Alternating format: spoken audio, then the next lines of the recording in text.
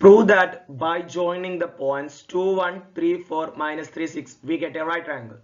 2, 1, 3, 4, minus 3, 6 എന്നീ ബിന്ദുക്കൾ യോജിപ്പിച്ചാൽ ഒരു മട്ട ത്രികോണം കിട്ടുമെന്ന് തെളിയിക്കുക.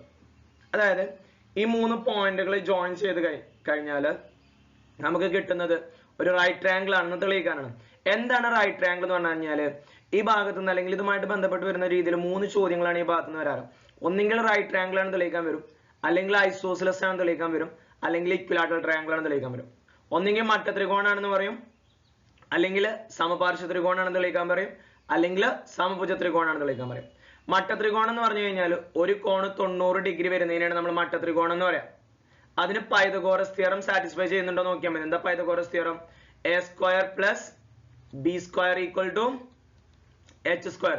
അതായത് എല്ലാ സൈഡിന്റെയും ലെങ്ത്തുകൾ കാണാം, എല്ലാ സൈഡിന്റെയും ലെങ്ത്തുകൾ കാണാം, എന്നിട്ട് രണ്ട് ലെങ്ത്തുകളുടെ സ്ക്വയർ കൂട്ടുമ്പോൾ മൂന്നാമത്തേന്റെ സ്ക്വയർ കിട്ടുന്നുണ്ടോ? അപ്പൊ നമുക്ക് പൈതഗോറസ് തിയറം അപ്ലൈ ചെയ്യാലോ. രണ്ട് സൈഡിന്റെ ലെങ്ത്തിന്റെ സ്ക്വയറുകൾ ആഡ് ചെയ്യുമ്പോൾ മൂന്നാമത്തെ സൈഡിന്റെ സ്ക്വയർ കിട്ടുന്നുണ്ടോ? അതെല്ലാം നമ്മളുടെ Pythagoras theorem. a square plus b square, രണ്ട് വശങ്ങളുടെ സൈഡുകളുടെ സ്ക്വയറുകൾ കൂട്ടുമ്പോൾ മൂന്നാമത്തെ വശം അഥവാ ഹൈപ്പോട്ടനസിന്റെ സ്ക്വയർ കിട്ടണം. ഇനി ഐസോസിലസ് ട്രയാങ്കിൾ ആണെന്നുണ്ടെങ്കിൽ മൂന്ന് സൈഡുകൾ കാണാം, ഏതെങ്കിലും രണ്ട് സൈഡ് ഈക്വൽ ആയാൽ അത് ഐസോസിലസ് ആവും. ഇനി എല്ലാ സൈഡും ഈക്വൽ ആയാൽ അത് എന്താവും? ഇക്വിലാറ്ററൽ ആവും. ഇങ്ങനെ മൂന്ന് രീതിയിലാണ് ചോദിക്കാറുള്ളത്. അപ്പൊ ഇവിടെ നമുക്ക് തെളിയിക്കാനുള്ളത് മട്ട ത്രികോണാണെന്നുള്ളതാണ്. അപ്പൊ ഇതിൽ എ എന്ന് പറയുന്ന പോയിന്റ് അല്ലെങ്കിൽ ത്രികോണത്തിന്റെ എന് ഞാൻ 2, 1 എന്നും ബി എ 3, 4 എന്നും സി എ -3, 6 എന്ന് എടുത്തു. ഇനി മൂന്ന് വശങ്ങളുടെ ലെങ്ത്തുകൾ കാണണം. ആദ്യം ഞാൻ എ ബി കണ്ടു. ത്രികോണം ഞാൻ വരച്ചിട്ടില്ല. നമ്മളിപ്പോ ത്രികോണം വരയ്ക്കുകയാണെന്നുണ്ടെങ്കിൽ ത്രികോണത്തിന്റെ മൂലകൾ എങ്ങനെയും വരാലോ.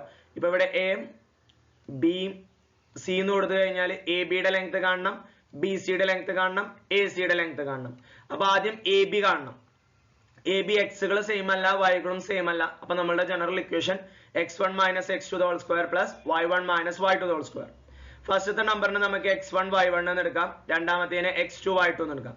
അപ്പൊ 2 - 3 the whole square plus 1 - 4 the whole square. 2 3 പോകൂല, അപ്പൊ 3 2 കുറച്ചിട്ട് ഒരു മൈനസ് ഇട്ട് കൊടുക്കും, അപ്പൊ -1 കിട്ടും. ഇവിടെ 1 4 പോകൂല, അപ്പൊ 4 1 കുറച്ചിട്ട് ഒരു മൈനസ് ഇട്ട് കൊടുക്കും, അപ്പൊ -3. അപ്പൊ -1ന്റെ സ്ക്വയർ പ്ലസ് -3ന്റെ സ്ക്വയർ എത്രയാ? -1ന്റെ സ്ക്വയർ 1 ആണ്. -3ന്റെ സ്ക്വയർ എത്രയാ? 9 ആണ്. 3ന്റെ സ്ക്വയർ 9, നെഗറ്റീവ് ക്യാൻസൽ ആവും. ഇനി 9 1 കൂട്ടുമ്പോ എത്ര കിട്ടും? 10 കിട്ടും. അപ്പൊ √10. അപ്പൊ എ ബിയുടെ നീളം കിട്ടി എത്രയാ? √10. ഇനി ബി സി കാണണം. അപ്പൊ ആദ്യത്തേന് ഞാൻ x1 y1 എന്ന് കൊടുത്തു, രണ്ടാമത്തേന് x2 y2 എന്നും കൊടുത്തു. അപ്പൊ എങ്ങനെ വരും? 3 -3 വരും അല്ലെ? 3 x1, പിന്നെ ഇവിടെ ഉള്ള ഒരു മൈനസ് അത് ഇട്ട് കൊടുത്തു, പിന്നെ x2ന്റെ -3.